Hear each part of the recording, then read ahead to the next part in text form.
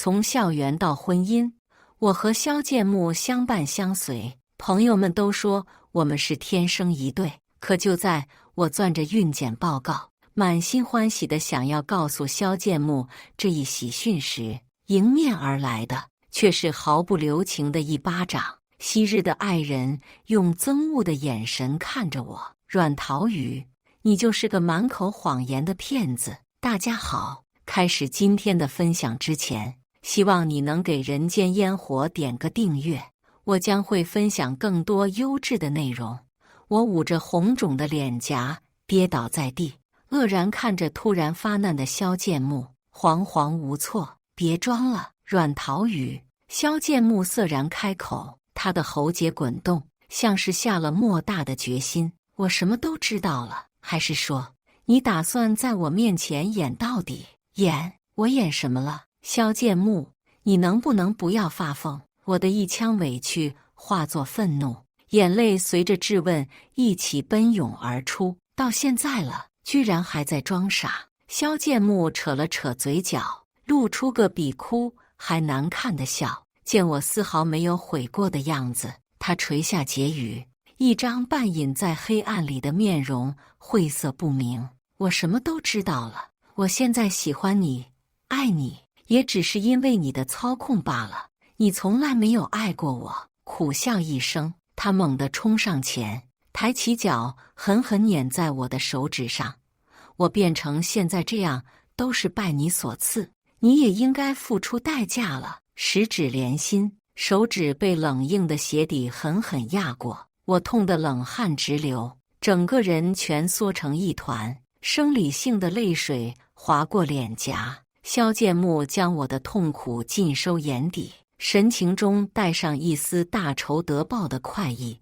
这是你应得的，阮桃雨，你活该。他的动作一下狠过一下，将我的肉体和尊严尽数践踏。我疼昏了过去，再醒来，萧剑木不知何时已经离开了。我强撑起身，这才发现10个手指此时肿得像萝卜，血肉模糊，几乎没一块好皮。但此刻手指传来的痛楚远不及我内心的疼痛。这么多年来，我自认为没有做过对不起萧剑木的事情，他为什么凭什么这样对我？我们明明是两心相悦，他又为什么说是我操控了他？这么想着，我的手机响了，是萧剑木母亲打来的电话。儿媳妇呀，怎么样？那小子是不是高兴得找不着北了？萧母笑眯眯地询问，语气里是掩饰不住的兴奋。萧母把我当作亲生女儿一样对待，因此我怀孕的事，她是第一个知道的。见我不说话，萧母略显担忧，怎么了桃桃？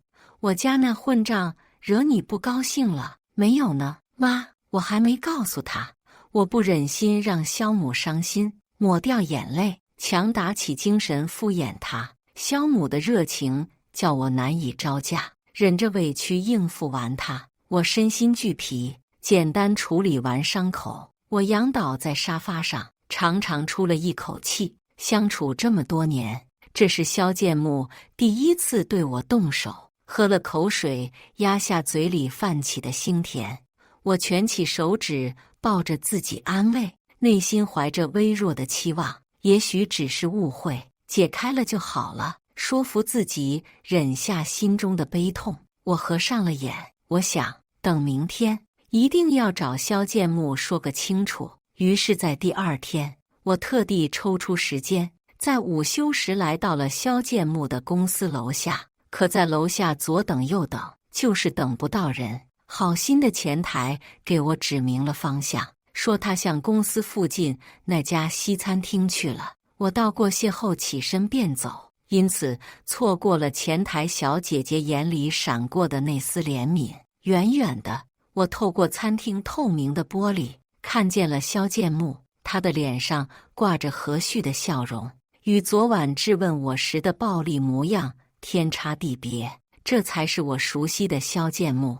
我不自觉地勾起嘴角，眼神蓦地柔和下来，又在看见他对面人时，一瞬凝结成冰。萧剑木的对面坐着一个年轻女人，看装扮应该也是他们公司的职员。她拖着下巴与萧剑木有说有笑，也许是她下巴上沾了酱汁。萧剑木温柔地抽出手帕，亲手帮她擦拭，亲昵的仿佛他们才是一对情侣，而我这个正牌妻子却只能眼睁睁地看着他们在我眼前腻歪。我的眼前发黑，也许是孕期反应，肚子里翻江倒海，几乎要吐出来。我扶着墙，堪堪稳定住情绪，颤抖着手掏出手机给萧剑木发消息。听见消息提示音，萧剑木瞥了一眼放在桌面上的手机，看见来信人时烦躁地皱了皱眉。他对面的女人见了，伸出手推了推他，不知说了什么，又让他恢复了笑容。我的胸口闷得厉害，像是沉甸甸的石头压着我无法喘息。所以对我恶语相向的原因就是这个女人吗？忽略掉心脏处传来的绞痛，我踉跄起身走进了餐厅。我想，就算这段感情要结束，也不应该这样不明不白的草草结束。我要听见他亲口解释。站定在萧剑木桌前，我咽下嘴里泛起的苦味，艰难开口：所以这就是你说的我玩弄你？萧剑木收起了脸上的笑，迅速换上冷漠且憎恶的表情。他定定盯着我，目极反笑：都一晚上了，你居然还不知道反省？话毕，他兀地起身，也不管对面的女同事，拽着我的手腕就往出走。他的力气太大，几乎要将我的骨头捏碎，拖一样的把我弄出了餐厅，行至无人处。他放开了手，盯着我因为疼痛溢出的生理性泪水。萧剑木冷冷道：别以为哭一哭我就会心疼，你那些小伎俩我已经看穿了。你不会以为我还会像个傻子一样为你着想吧？他顶着那张冷脸挤出一个笑，其中不加掩饰的恶意，叫我从头凉到了脚。我不知道你误会了什么。我咽了咽口水，强迫自己保持镇定。但是不论是什么，我们都应该冷静下来谈谈啊！伴随着剧痛，我的眼前天旋地转。萧剑木抽出纸巾擦了擦刚刚推我的那只手，就好像碰到了什么晦气东西，猛然被推倒。我的额角狠狠磕伤一边的围墙，额头上霎时间红肿起一片，被磕碰得开裂，血线蜿蜒而下。只是这样，萧剑木还不够解气。他擦过手，暴毙看着狼狈坐在地上的我：行，你不知悔改是吧？本来想着你要是有胆量承认，我还能勉强放过你。不过既然你非要死皮赖脸缠着我，不管我对你做什么，都是你活该。放过狠话。萧剑木转身离开，他前脚刚走，那个女同事就不知从哪儿冒了出来。她细细端详着我的惨样，扑哧一声笑了出来。出于好心，我要给你一个忠告，你呢，以后还是不要出现在他的身边了。这是明晃晃的挑衅。可此时狼狈不堪的我，面对光鲜亮丽的他，居然有一瞬间的自惭形秽。请你自重。我咬紧牙关，不让泪水落下，维持着自己最后的体面。他是我的丈夫，女人被我的天真逗笑了，真是枉费我一片好心。不过不主动离开的后果，之后你就会切身体会到了。在那之后，萧剑木再没回过我们的小家。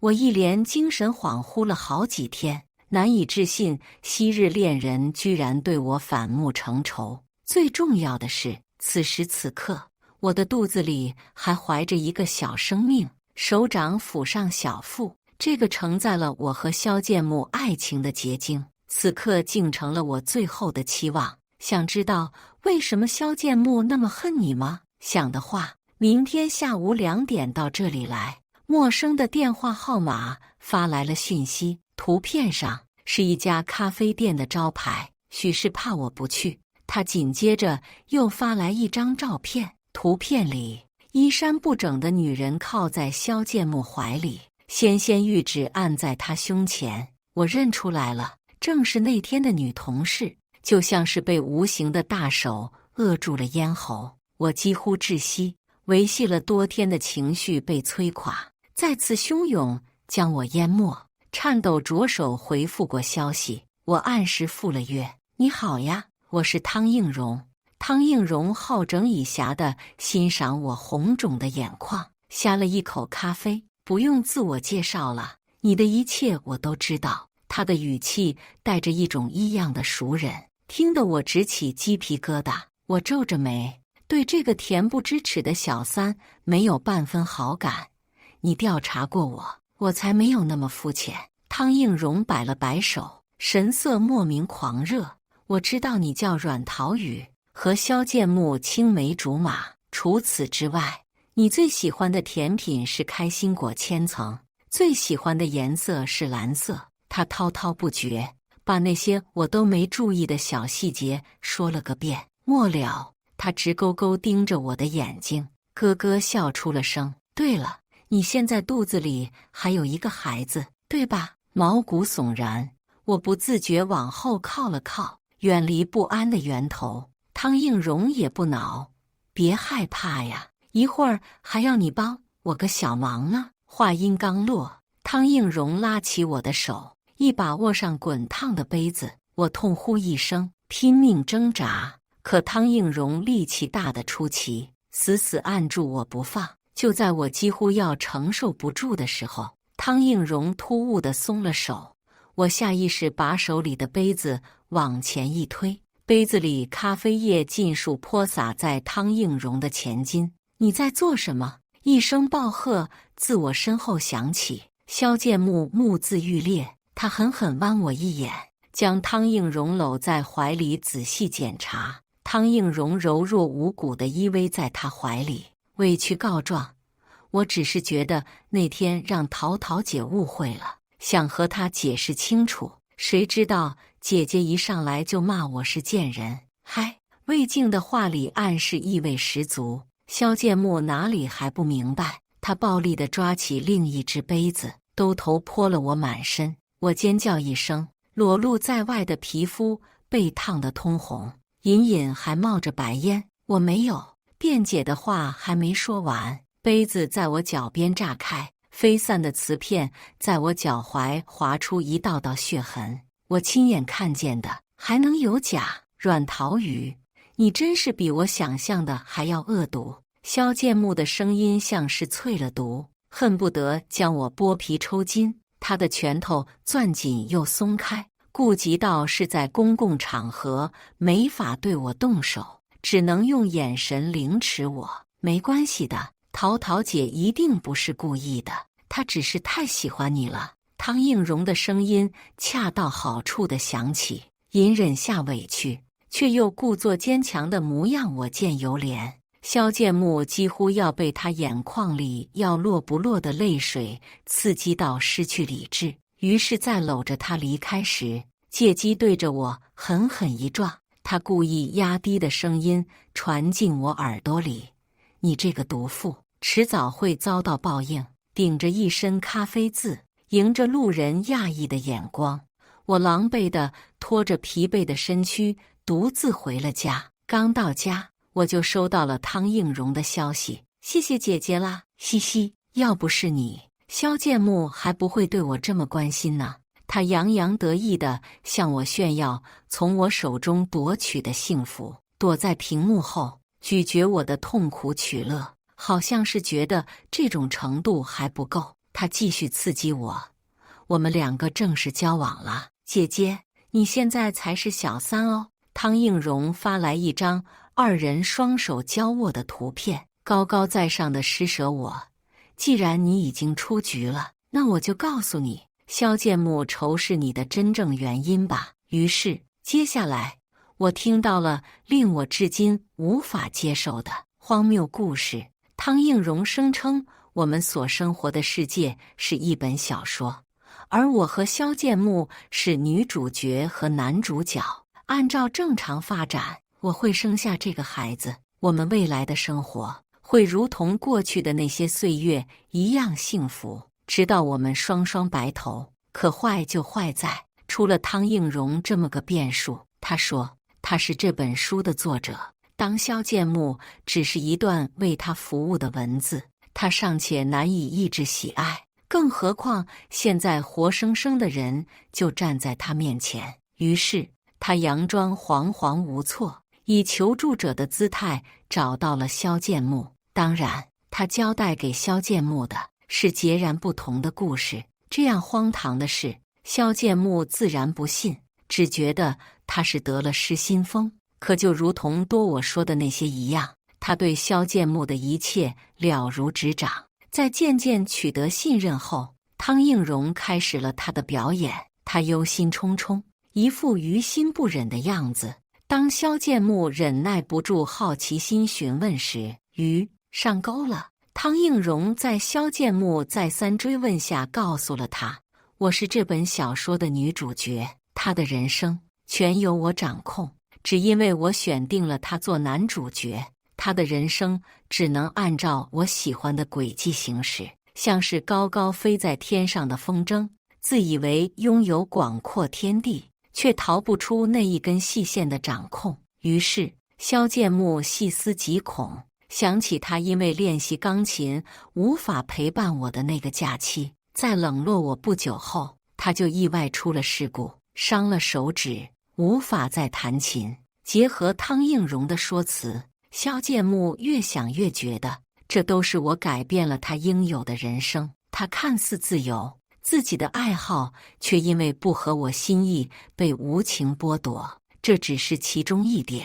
更多呢？细思极恐。萧剑木心惊的同时，一腔爱意瞬间消弭无踪。不，也许连他爱上我这件事都是由我亲手主导。想通其中关节，萧剑木不由自主地恨上了我。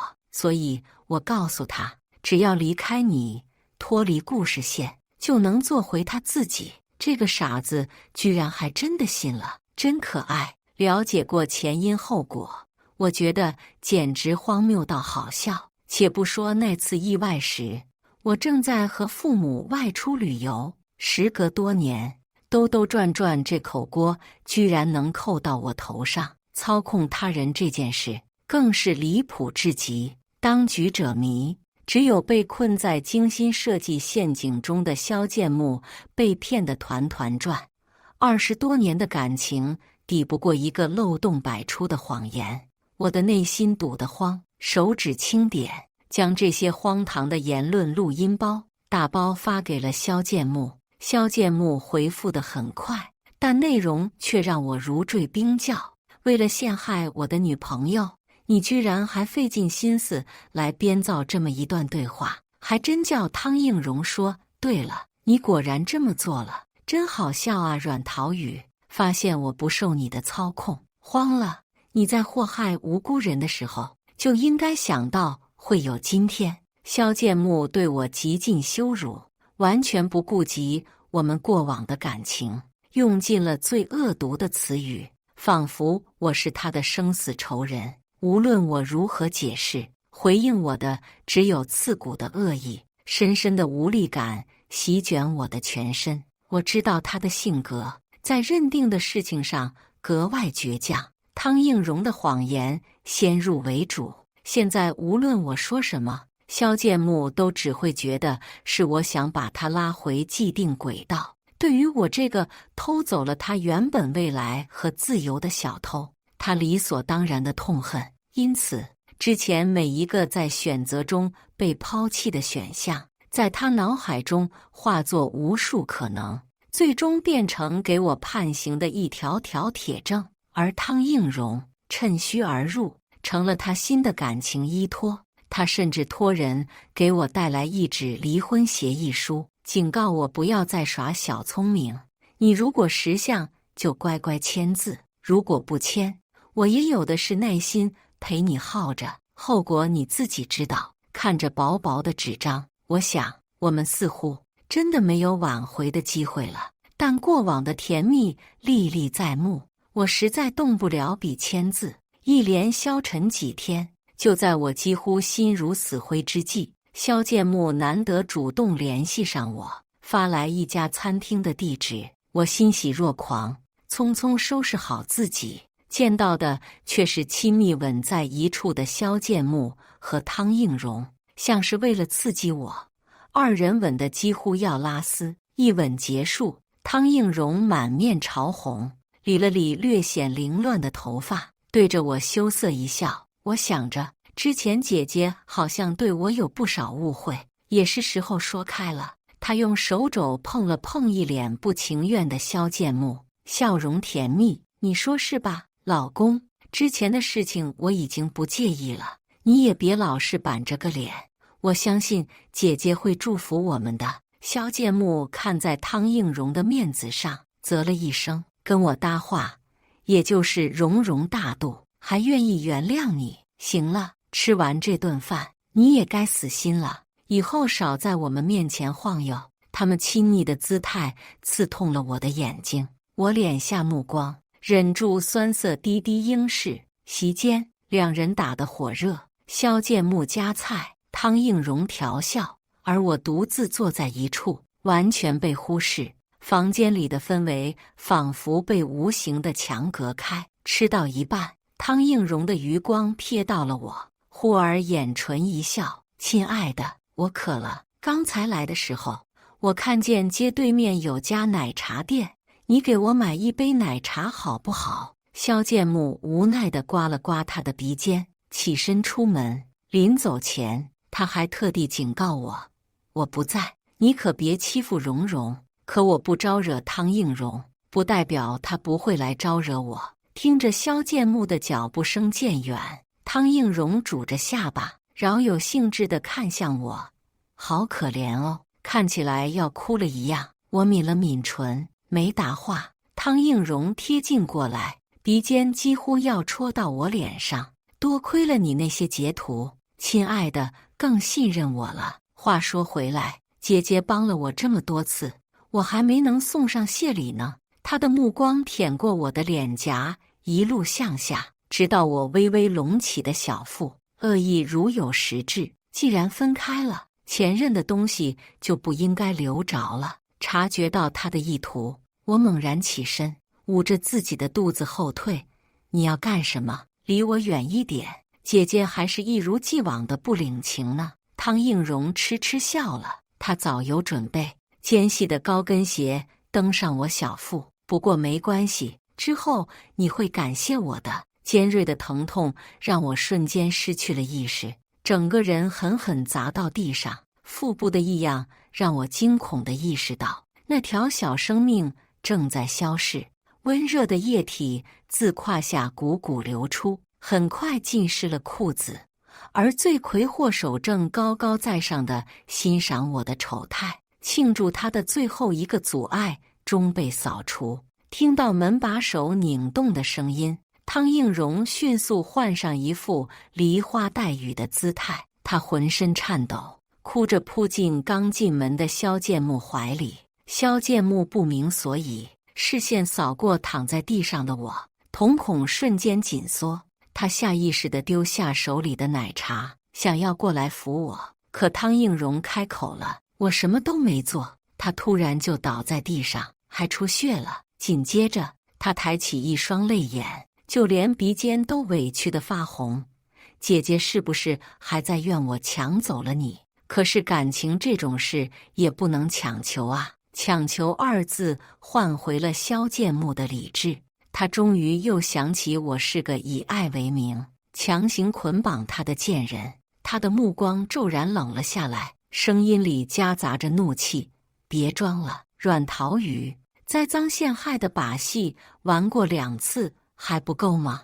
看见我身下溢出的鲜血，他哼笑出声：“这次准备的还挺齐全，连血袋都带了。孩子，孩子！”我浑身冷汗，几乎晕厥，拽着他的裤脚祈求：“救救我！”萧剑木有片刻的动摇，也许是看我太过痛苦，不像是装出来的。他嘴唇微动，刚想说些什么：“好腥啊，姐姐哪里搞来的血？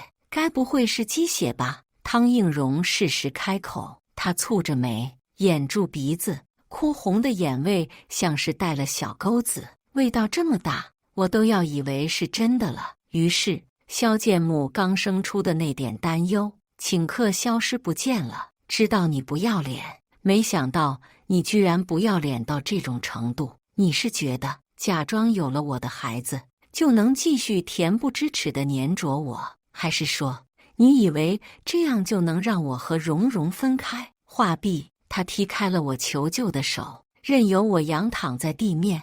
我的眼神逐渐失焦，身体渐渐冷了下去。他又说了很多，我都已经听不清了，无非是羞辱我的话，听不见也好。不知过了多久，我听见离开的脚步声，世界彻底陷入黑暗。再醒来，我躺在医院的病床上，身上没有一处不痛，手背上青青紫紫一片。我的目光聚焦在滴落的点滴上，木然地想，果然这个孩子没能保住。我也想过流产，但隔着皮肉我摸到了那小小的搏动，也许是孕激素使然。我想留下他，哪怕是一个人抚育，当作我们相爱过的证明。可现在就连他也离我而去了。一直守在床边的萧母见我这样，倒是表现得比我还悲痛。淘淘，你别吓妈啊，你受了这么委屈，怎么都不跟妈讲啊？他握住我冰凉的手，试图让我好受一点，看上去自责的要命。我才知道那混账居然，你都被他害成这样了。他居然问都不问。你放心，妈替你打他。我没有听错。萧剑木把昏迷的我独自留在了房间。来收拾桌子的服务员进来，看见倒在血泊里的我吓了个半死，这才打了120。我僵硬地转动眼珠，看向不停抹泪的萧母。我知道自己不应该迁怒于他，可现在我只想一个人待着。阿姨，我想静一静。我艰涩开口。萧母听见我称呼的转变，脸都白了。最终她还是照顾着我的情绪，推门出去了。我静静合上眼，紧紧抱住自己，眼泪止不住地流。可不管怎么做，都再也感受不到那个与我血脉相连的小生命了。放在床边的手机响了，我伸手摸过手机，放在耳边。你他妈的有完没完？现在居然连我妈都要利用，你个没良心的王八蛋，怎么还有脸说淘淘？对面声音嘈杂，像是在打架。萧剑木气急败坏的声音斥责我，但很快就被萧母盖了过去。妈，你听我说，阮桃雨她不是什么好东西，她那都是装的，装的。我亲眼看着，还能是装的？紧接着传来了萧剑木的痛呼声。妈，我知道你喜欢阮桃雨，但什么蛋？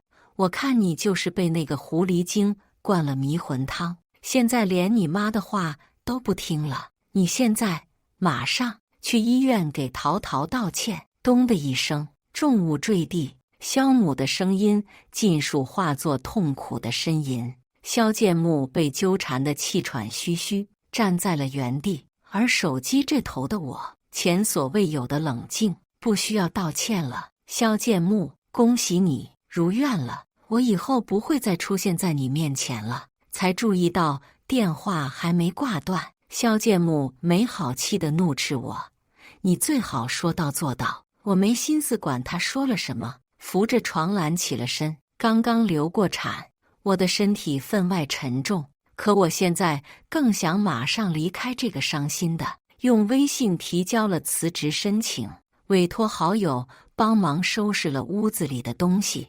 我踏上了回父母家的路，望着窗外的云朵，我苦中作乐地想，当时怀孕的消息因为萧剑木的突然变脸，我还没告诉他们，也不知道我现在这副样子会不会吓到他们。我和萧剑木虽然一起长大，但两家早已搬离了出生地。萧母随着萧剑木来到我们之前居住的城市，而我的父母则因为生意原因搬去了更远的地方。看见突然出现在门口的我，母亲的眼泪立时落了下来。我的天啊，淘淘，你怎么变成这样了？他把我搀扶进屋，原本悠在看电视的父亲也围上来，为我递上一杯热水，神色平静地讲完始末。我对上母亲担忧的眼神，我知道她在担心什么，淡淡一笑，安慰道：“没关系的，都已经过去了，我不要他了。”父亲气得脖子上青筋暴起，恨不得立马找到萧剑木撕了他，但被我按下。不论如何，相伴20多年，那些快乐与甜蜜做不了假，不体面的结束也是结束。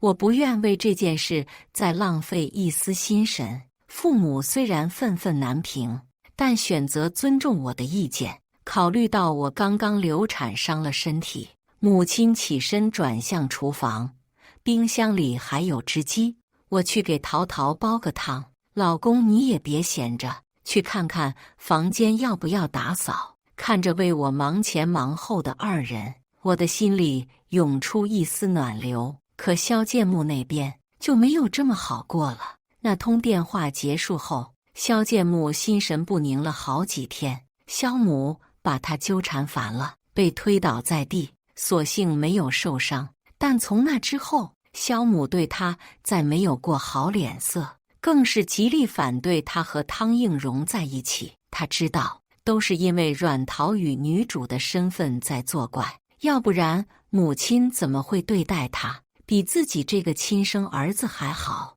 现在更是为了这个心机女，连话都不跟自己说。不过没关系，总有一天母亲会知道真相，跟着他一起唾弃阮桃雨。在他的设想里，阮桃雨那天的话只不过是为了引起他的注意，欲拒还迎的手段罢了。萧剑木嗤笑出声，等着阮桃雨计划落空，再狼狈的像狗一样来求他。可一连1个月过去，阮桃雨一点消息都没有，他内心隐隐不安。说不定那天的流产是真的，毕竟流了那么多的血。可温香软玉在怀，汤映蓉3言2语轻轻一哄，他就打消了疑虑。但念在这么多年的情分在，他还是愿意探望一下阮桃雨的。尤其是阮桃雨签字的离婚协议书也到了他的手里，就当是最后的怜悯，见见他也无妨。可是当他来到曾经温馨的小家，迎接他的只有空荡荡的屋子，人去楼空。他呆愣当场，不安的预感似乎成了真。他找去了阮桃雨的公司，得到的也只有他离职的消息，电话不接，微信也被拉黑。萧剑木急了，他询问萧母，但萧母早就对他灰了心，理都不想理他。兜兜转转一大圈，萧剑木又回到了那所房子。房间里属于阮桃雨的东西已经被清空，他烦躁地翻动屋子里的物品，直到翻找出那张皱皱巴巴的孕检单。萧剑木浑身的血液凉了大半，整个人如遭雷击。他颤抖着手尽力抚平那张孕检单，看着上面阮桃雨的名字，眼泪落下，和纸面上已经干掉的水字重叠。他没有想到，他和阮桃雨真的有个孩子。看日期，正是在他开始冷落他的那天。是了，他想起来，那天阮桃雨请了假去医院，还说有个好消息要告诉他。可他呢，做了什么？他又回想起当时阮桃雨亮晶晶的眼神，在被他粗暴对待后，渐渐暗淡下去，心脏像是被什么攥住。他也只能尽量安慰自己，这个孩子没了也好，反正阮桃雨只不过是一个欺骗他人感情的骗子，操控自己人生的恶魔。在心里一遍遍强调这样的话，他心里的悲痛似乎减轻了些。对，他现在已经有了汤映蓉，他以后还会有孩子，会有更自由的未来。说服了自己，他丢下那张报告，离开了这所充满回忆的房子。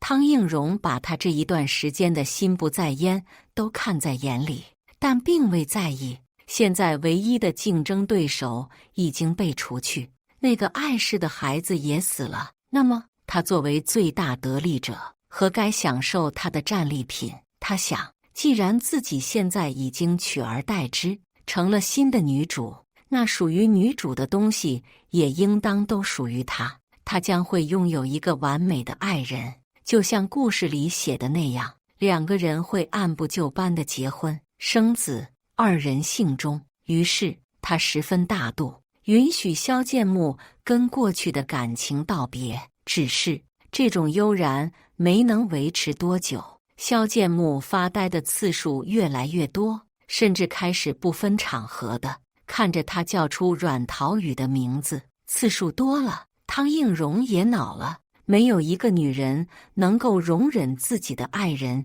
心里一直装着别人，汤映蓉也不例外。即便这个男人是她用卑劣的方法抢来的，也不行。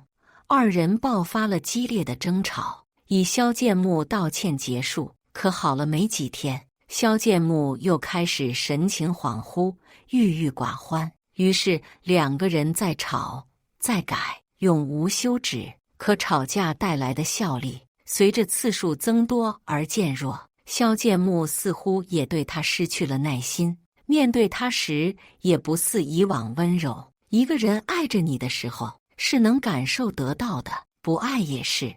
汤映蓉不甘心，眼睁睁看着自己费尽心力抢来的东西飞走，用尽手段百般挽回。她想和萧剑木有个孩子，用这个孩子留住他。但萧剑木看着他的眼睛，那天其实是你推了他，你知道她怀孕了，是吗？他不敢撒谎，更不敢如实回答，只能甜腻腻地粘上去，试图转换话题。可萧剑木推开了他。那晚之后，汤映蓉察觉到萧剑木对他的态度更冷淡了，可能用的方法他都用过了，萧剑木根本不领情。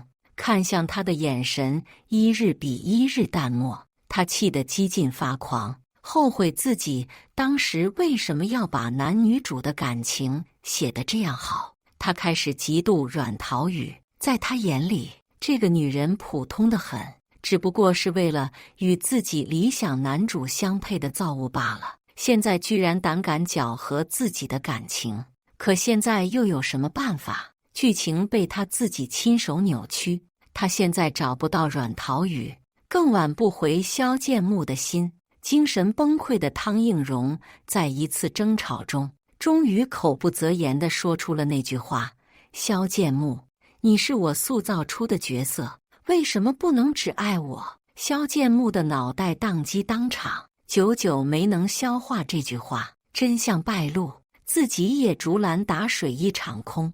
汤映蓉干脆破罐子破摔，她笑得痴狂，指着萧剑木的鼻子大骂他是个蠢货。我说什么你就信什么，哈哈！枉你跟你阮桃雨在一起那么多年，居然眼瞎心盲，连谎话都分不清。20多年的感情，因为陌生人几句挑拨就能翻脸。我看你也没多喜欢他嘛，现在分开了，又在我这里装什么深情？失去他是你咎由自取，可怨不得别人。汤映蓉的表情此刻显得分外残忍，但痛快极了。打他骂他的可都是你哦，我忘了，执意把他一个人扔在那里的也是你，是你踢开了他的手，亲自选择葬送那条小生命啊！你亲手把他推开，怎么还敢奢望他原谅？我自己设定出的女主角，我最清楚。萧剑木，我告诉你，你这辈子都不会再有与他和好的可能了。闭嘴，闭嘴！萧剑木终于明白了所有事实，红着眼冲上去掐住了汤映蓉的脖子。等他回过神来，汤映蓉已经被掐得窒息晕厥。他看着汤映蓉脖子上一圈青紫淤痕，逃也似的离开了两人的住所。在之后，他开始拼尽全力去找阮桃雨，可阮桃雨离开的匆忙，唯一知情的萧母又三缄其口，他也没了办法。迟来的悔恨让他寝食难安，整个人借酒浇愁，就连工作也因为酗酒丢了。在萧剑木因为过度饮酒胃出血进了医院之后，萧母松了口，毕竟是自己的亲生儿子，怎么忍心看他这样糟践自己？更何况在他的心里，儿媳妇人选只我一人。于是这天，我在自家门前见到了形容憔悴的萧剑木，我一时间难以置信，眼前这个胡子拉碴、行销鼓励的男人就是萧剑木。注意到我诧异的眼神，他忐忑不安地理了理自己的头发，继而满眼希冀地看向我。陶陶，我已经知道真相了，之前都是我不好，可我都是被那个女人骗了。说到这，他紧张地咽了咽口水。你能原谅我吗？我会尽全力补偿你，我们再要一个孩子，好吗？我摇了摇头，面对他时尚且能保持友善。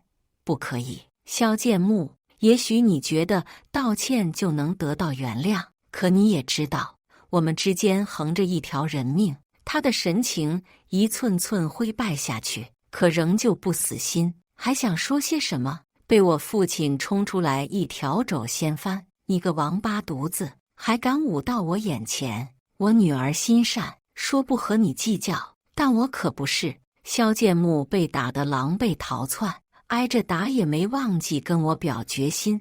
陶陶，我会等到你愿意原谅我为止。他走后，父亲吹胡子瞪眼，看我是恨铁不成钢。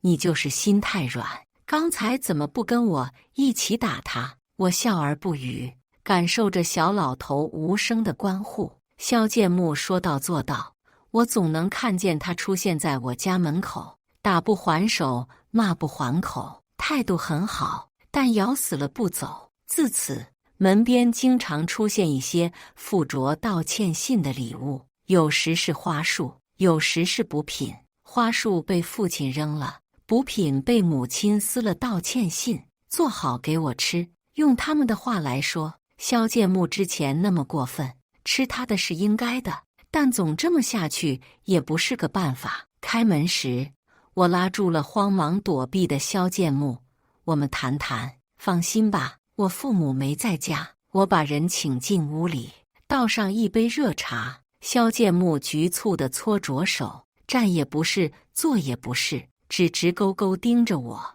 语气难言喜悦。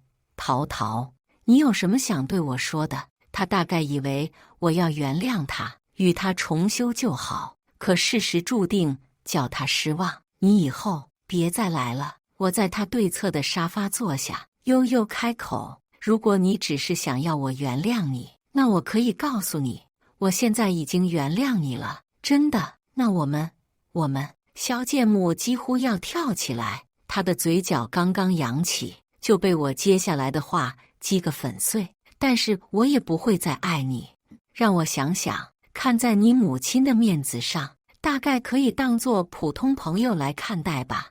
我示意他不要那么激动，平静地看着他，但也止步于此了。我们之间不会再有进一步的可能，可是我们差点就有自己的孩子了。萧剑木的脸垮下来，像是被抽走了几两骨，周身气质立刻颓然下来。我们好歹一起20几年，陶陶，求你不要这么狠心。对，哪怕是恨我，你恨我也行。不会的，我轻松地笑笑，我已经不在意了。之前那些事，就请你当作没发生过吧。你看，只要不执着于把自己困在那里，很快就能走出来，不是吗？再说20多年，只在结婚前出了这种事，按你所说的什么剧情，这不正是缘分不够的证明吗？淡淡几句话，却让萧剑木失去了所有力气。他分明了，我是彻彻底底放下了他，就连一点情绪都不愿意分给他这个无关紧要的人。萧剑木失魂落魄地走了。当晚我就收到了萧母的消息，他回家了。回去之后的萧剑木整日浑浑噩噩，倒是汤映蓉后悔了，试图找他复合。结局嘛，自然是以失败告终。萧剑木比当初憎恨我更加憎恨汤映蓉，如果没有他的搅和，他应该已经和心上人结了婚，成了新手奶爸，近在咫尺的幸福。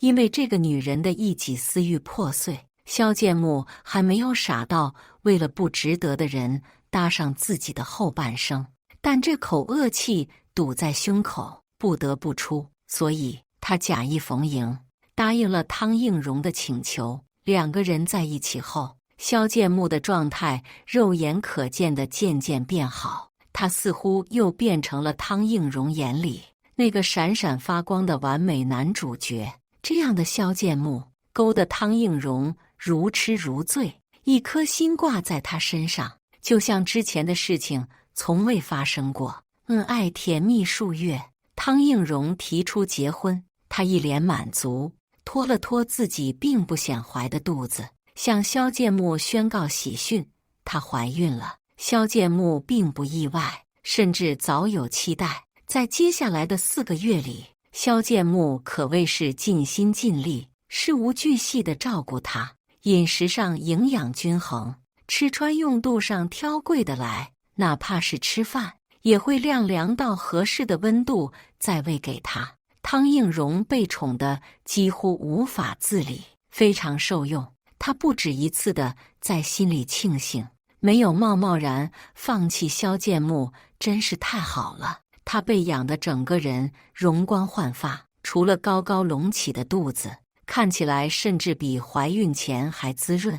可就在他畅想未来相夫教子的幸福生活时，萧剑木失踪了。那天早上，他还没睁开眼，使唤萧剑木给他倒水。奇怪的是，换作以往，水早就到了嘴边，甚至是温热的，还插好了吸管。可今天不论他怎么叫，都没人应答。他困惑地睁开眼，身边没有人，于是他艰难起身，想着萧剑木也许只是出去买菜，自己去厨房倒水。可一打量四周，他惊呆了，房间里像是被抢劫过，东西扔得东一片西一块，顾不上其他，他忙去查看自己的贵重物品。可不出预料的，那些东西全都不翼而飞了。他掏出手机想联系萧剑木，可这一掏更不得了，他电子账户里的钱都被转走了，一分不剩。这时，短信提示音响起，他存在银行卡里的钱也被人尽数转走了。知道他的东西藏在哪儿，知道他的银行卡密码，又能趁着他睡觉偷偷刷脸转账的人只有一个。但是萧剑木的电话打不通，人也不见踪影。被娇惯坏了的汤应荣离开他一天都不行，怀孕的月份又大了，行动困难。最终无奈的汤应荣选择了报警。警察局里，萧剑木极力辩解他们是夫妻关系，这只是家庭纠纷。他信心十足，以为汤应荣不会那么狠心把他送进去。可汤应荣这次是真怕了。没有男人能活，但没了钱，他是一天都活不下去。孕妇需要特殊照顾，没了钱那能行？于是在他的执意坚持下，萧剑木被判了刑。而他自己本想着打了孩子独自生活，但无论是哪个医院都不敢接受他。这么大的孩子，引产下来都能活的，又没有什么大毛病，哪家医院会冒着风险帮他流掉？说出去都是要上新闻的程度。拿回了钱的汤应荣咬咬牙请了个护工，全权照顾自己，直到生产。孩子是生下来了，可日子并没有变得好过，不停地喂奶、换尿布、哄孩子，几乎要把汤应荣折磨疯了。正常情况下，会有丈夫或者父母公婆替她分担，可她的丈夫被她亲手送了进去，她自己无父无母，萧母又根本不愿意理她，只能苦哈哈的自己带孩子。最糟糕的是，四脚吞金兽的名号名不虚传。汤应荣看着快速消减的余额，又照了照自己迅速苍老憔悴的面容，果断做了决定。在一个伸手不见五指的黑夜，汤应荣把孩子丢在了某个高档小区附近，期望着有人能替自己抚养他。可长期休息不足，让他的大脑一团浆糊，没有预料到这样做的危险性。他离开后，有人报了警，孩子死了，不知道是失温还是其他的什么原因。被发现时已经断了气。值得庆幸的是，他并没有被判刑。虽然故意遗弃导致婴儿死亡是很严重的案件，但经过鉴定，汤应荣的精神状态并不好。孕期的打击、生产后的疲惫，让他患上了产后抑郁。好消息，不用坐牢了；坏消息，他即将被送往精神病院。汤应荣没有家属，没人回去看他，更甚至他和肖剑木谁先出来还说不准。这一切自然与我无关，我依旧定期和肖母保持着联系，但是以干女儿的身份。肖母也早早就对肖剑木失去了希望，更是在他入狱后对外宣布断绝母子关系。如今的他，比起肖剑木，更希望我过得幸福。我会的，我想，摆脱了救人救世的桎梏，往前走的每一步都是晴天。以上就是今天分享的故事，大家有什么想说的、想吐槽的，欢迎在下方评论交流。也更希望能给人间烟火点个订阅，我将会分享更多优质的故事内容。